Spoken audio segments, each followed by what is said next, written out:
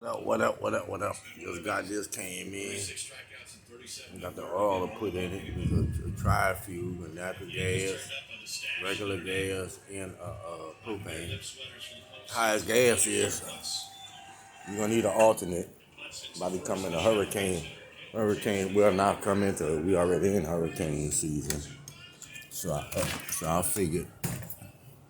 See, tell me if I'm right or wrong. I figured since I got a gas line running from here,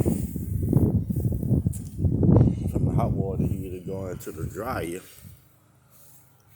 over here, going inside the house right here. This gas line I can tap off here, or maybe tap off inside and run into the outside wall here.